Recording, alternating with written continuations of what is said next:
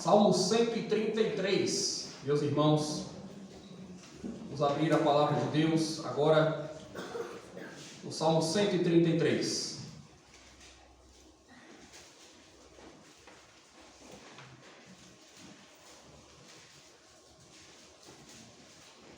São apenas 3 versículos.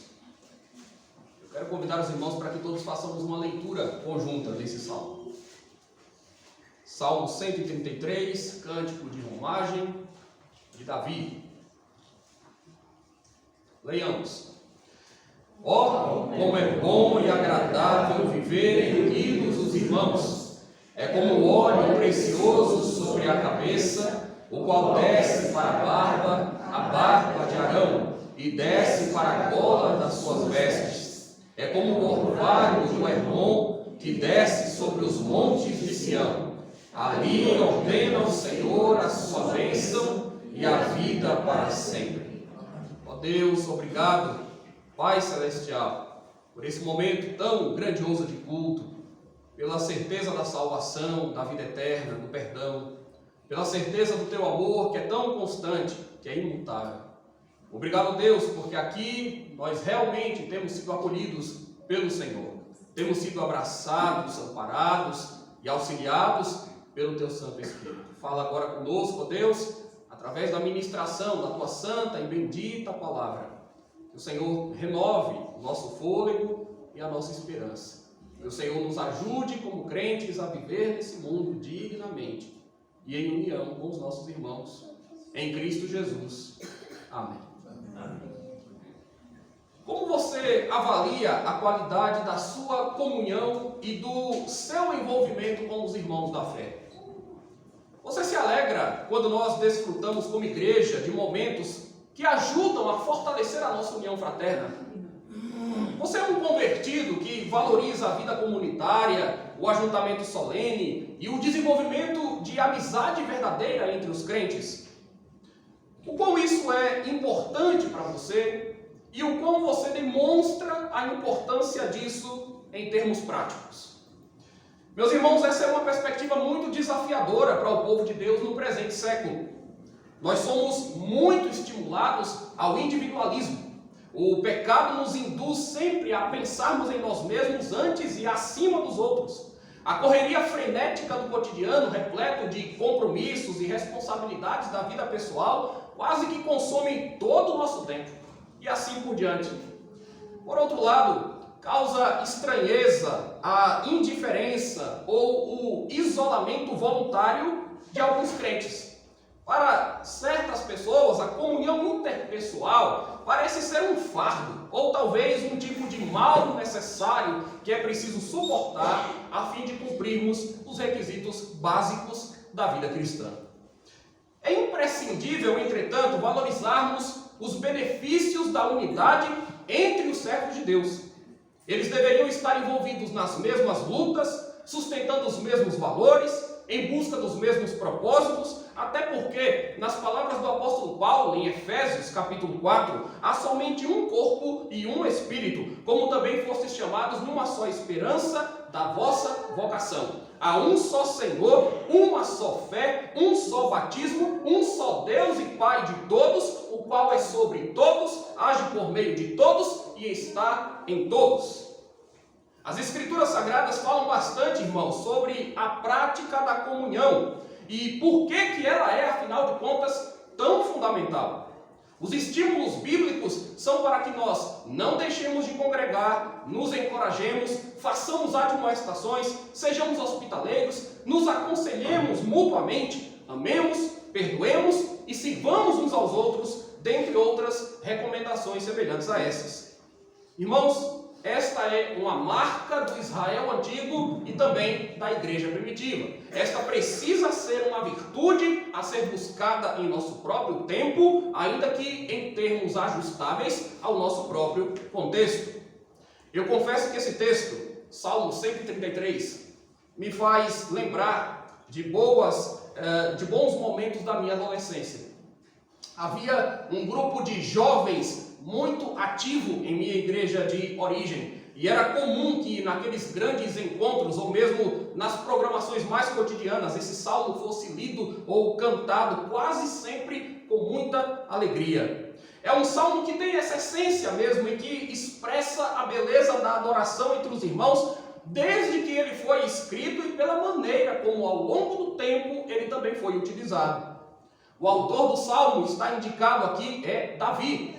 E nós sabemos, Davi teve um reinado muito bem sucedido, marcado pela prosperidade, por vitórias militares, por dedicação ao serviço de Deus, mas tudo isso vinha somado ao sentimento de unidade nacional. Em outros tempos na história de Israel, houve desconexão entre os hebreus das diferentes regiões. Houve inclusive guerra civil. Posteriormente, nós vamos ser informados sobre quando as tribos se separaram com os estabelecimentos do Reino do Norte e do Reino do Sul. Em alguns pontos, a idolatria de uns contrastava com a fidelidade de outros, inclusive com a participação direta de muitos reis, de lideranças religiosas, e todos esses cenários não eram nada favoráveis para a promoção de uma maior conformidade entre o povo de Deus. Mas no período do reinado de Davi, e eu lembro novamente a vocês, Davi é o autor desse salmo, no período do reinado dele, essa coesão em Israel foi bem maior. E isso fez uma diferença tremenda na vida daquele povo.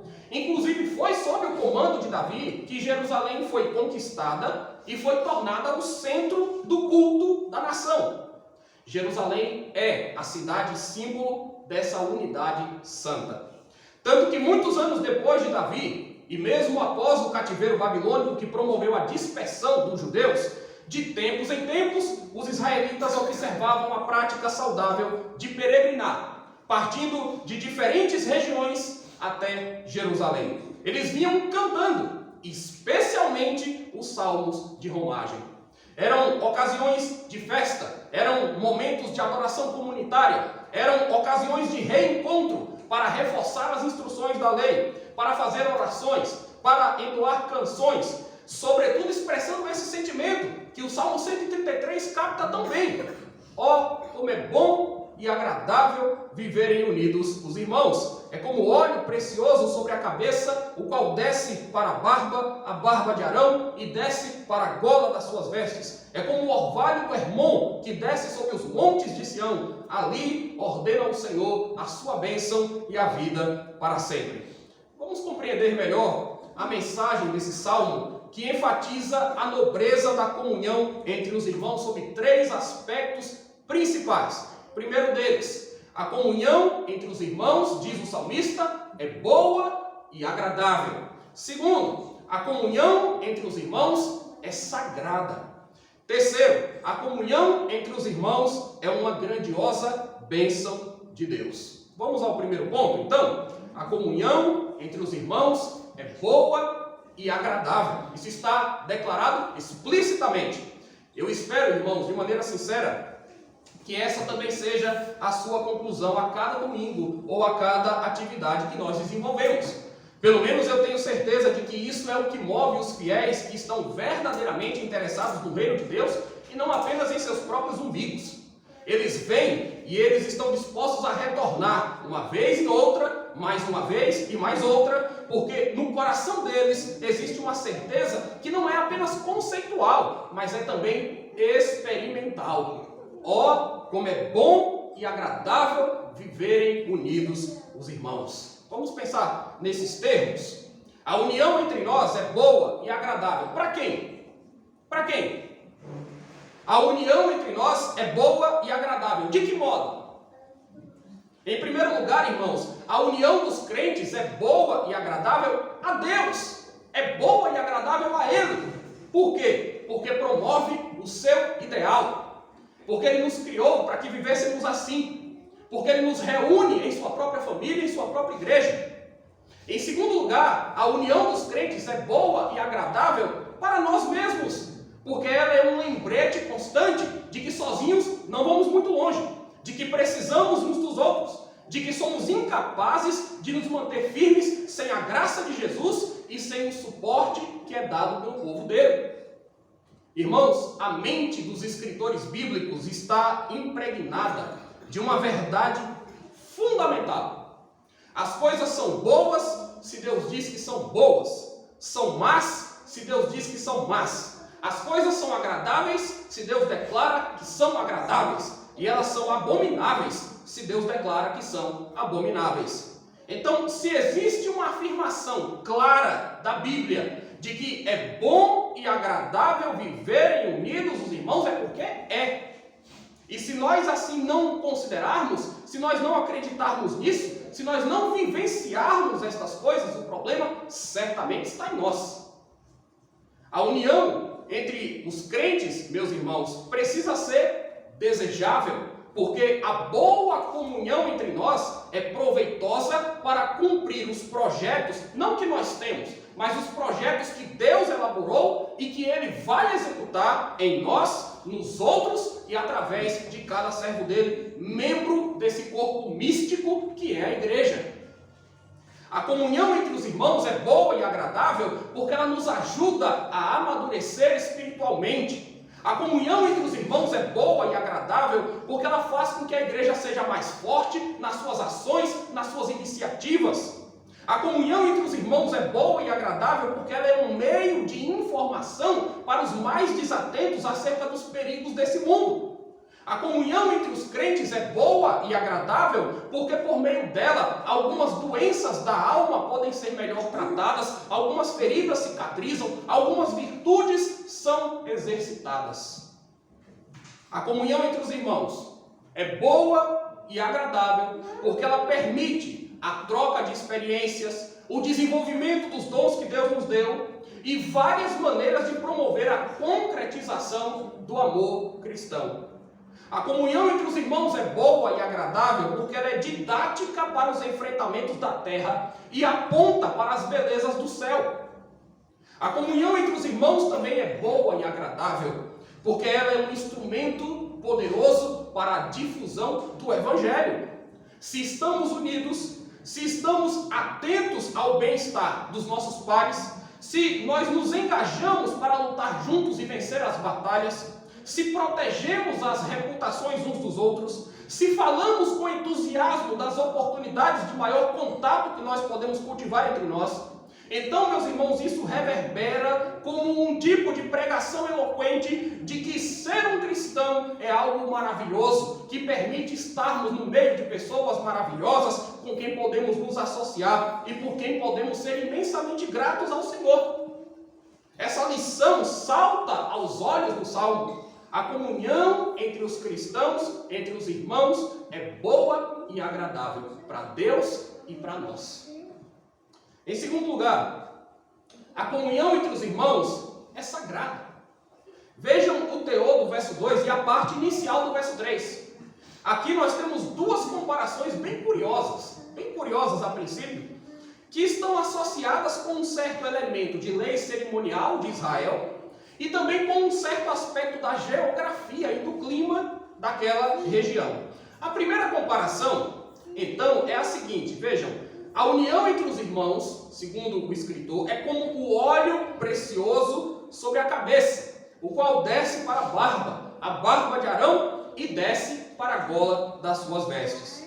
Vejam só, irmãos, a figura de Arão representa o sacerdócio em Israel. E o sacerdócio em Israel é também um símbolo da unidade apregoada aqui no texto, da unidade de fé, da unidade da nação. Isso porque o sacerdote, tal qual Arão, era alguém consagrado, separado por Deus para oficiar diante dele, oferecer sacrifícios e mediar entre Deus e o povo. É por isso que Jesus é também chamado de sacerdote. Jesus é o eterno sumo sacerdote que adentrou os céus. Qual é a ideia? A nossa comunhão com Deus foi quebrada. Foi quebrada pelo pecado. E Jesus veio como sacerdote para oferecer um sacrifício perfeito em si mesmo e restaurar assim o nosso relacionamento com Deus. Mas não é só isso. O pecado não quebrou só a nossa comunhão com Deus. Por consequência, o desdobramento é que o pecado quebrou também a nossa comunhão com o próximo, a nossa comunhão uns com os outros. Mas isso também Jesus restaura, inclusive ao nos reunir em uma igreja, na sua igreja. Por isso, a nossa unidade, irmãos, se dá em função também da nossa fé e do propósito que nós temos de adorar e de servir ao único e ao verdadeiro Deus. Nós estamos fazendo isso nesse exato momento.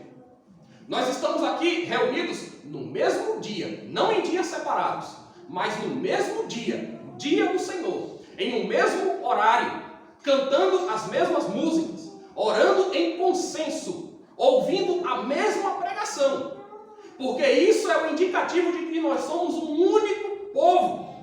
Nós temos o mesmo Salvador, o mesmo Espírito, professamos a mesma doutrina. E tudo isso é tão precioso, irmãos. Tudo isso deve ser tão valorizado.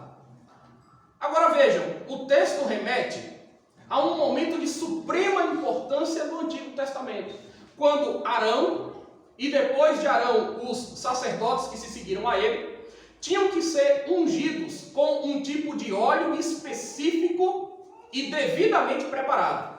O derramar desse óleo sobre a cabeça apontava para uma capacitação que vinha do alto, uma capacitação do Espírito de Deus, que consagrava os sacerdotes para o exercício de atividades religiosas que eles precisavam conduzir. Por isso esse óleo era derramado em abundância. Por isso esse óleo escorria dessa forma. Era um símbolo de uma abundante graça divina, que escorria primeiro sobre a cabeça, depois sobre a barba de Arão e descia inclusive até molhar as suas próprias roupas, a gola das suas vestes. Vamos falar um pouco sobre isso, porque lá em Êxodo, capítulo 28, você encontra instruções sobre a indumentária dos sacerdotes. E ali você verificará que na altura da estola sacerdotal, no peitoral do sacerdote, tinham pedras com os nomes representando as 12 tribos de Israel. Veja que curioso. Está ali Arão como o sacerdote da nação e no seu peito há pedras, com os nomes indicativos das 12 tribos de Israel. Então, para pensar. O óleo precioso, esse óleo que ungia, descia sobre a cabeça, a barba, atingia as vestes. Aquele óleo descia sobre aquelas pedras, sobre as tribos. Era um símbolo de que Deus estava abençoando todas as tribos de Israel, todo o povo de Israel. Era um modo visível de demonstrar que o povo do Senhor estava unido, que essa união era sagrada e todos eles estavam sendo, naquele ato, consagrados a Deus, todas as 12 tribos juntas. Observem, irmãos, a mensagem implícita de que a comunhão dos crentes é sagrada. Os salmos de romagem eram entoados, lembrem, naquelas ocasiões em que o povo ia até Jerusalém. As pessoas das mais diferentes tribos, elas vinham e se reuniam em um mesmo lugar para adorar a Deus. A comunhão é sagrada. A outra imagem que nós temos aqui no texto é a do orvalho do Hermon que desce sobre os montes de Sião. Nós sabemos que o orvalho em uma região tão quente como Israel traz uma diferença, faz uma diferença absurda, para trazer renovo ao ambiente, tornar o solo mais fértil, o clima mais refrescante. O orvalho serve para isso, afinal. Aqui o salmista pensa em um tipo de cuidado de Deus que derrama de cima um orvalho. Um orvalho que primeiro se concentra no cume de um monte muito alto, que é o Monte Hermon, e que depois é dispersado pelo vento ao ponto de atingir outras áreas cruciais da nação, inclusive sobre os montes de Sião. São montes, o de Hermon e os de Sião, são montes que estão bem separados em distância, mas eles estão unidos como parte de um mesmo território, de uma mesma nação. São montes que pertencem a Israel.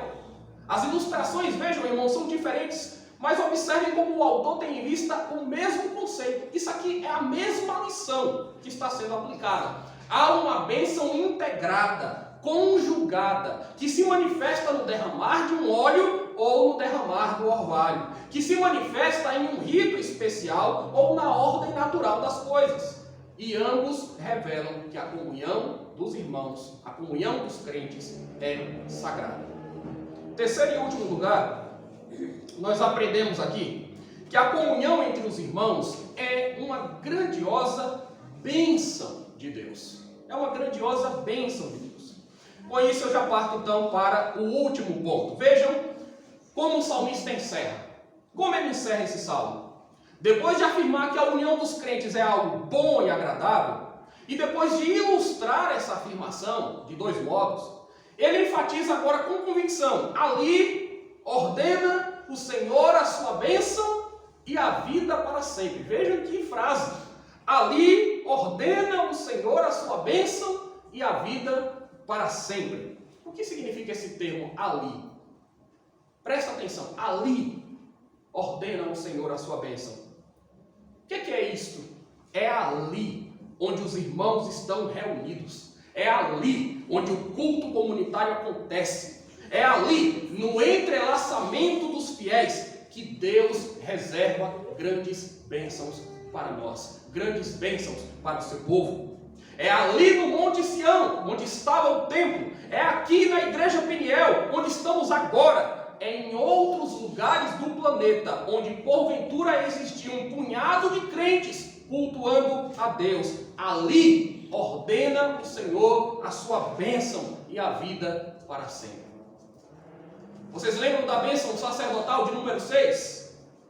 Ali, Deus disse a Moisés: fala aos filhos de Arão e a Arão e a seus filhos, dizendo: assim abençoareis os filhos de Israel, e dir-lhes-eis: o Senhor te abençoe e te guarde.